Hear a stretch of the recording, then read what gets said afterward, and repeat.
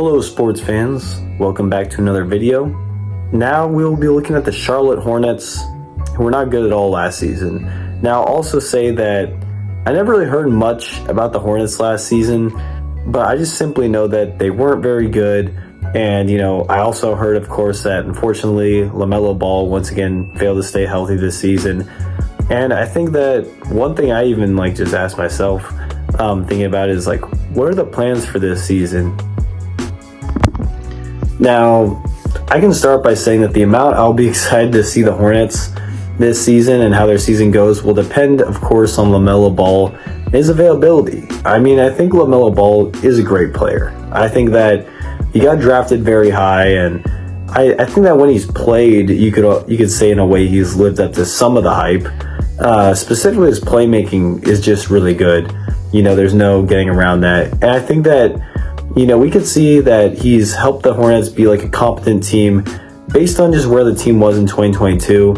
Maybe just needs a few other players to kind of step it up a bit. But the Hornets got Josh Green, and I think that isn't a great move.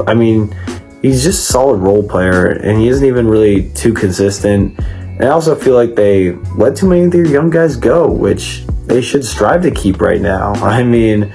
Honestly, the Hornets, kind of like the Nets, just aren't too good right now, and I think that keeping the young guys would have been a good move, but they still have Brandon Miller, and I think that it'll help the team if he improves. And Mark Williams is another player who has the same ability to help the team improve as well.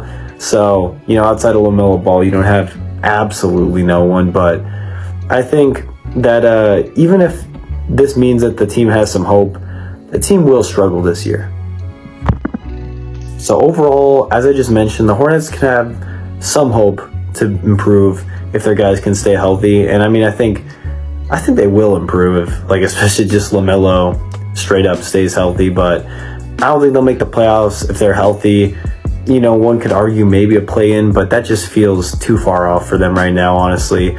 But I do think that at the least they will have a more entertaining year than the last few. I'm going to bank on LaMelo being at least a little more healthy. I honestly think, though, as a whole, the team should hope they get the lottery again, because I just feel like this current team isn't close to contending.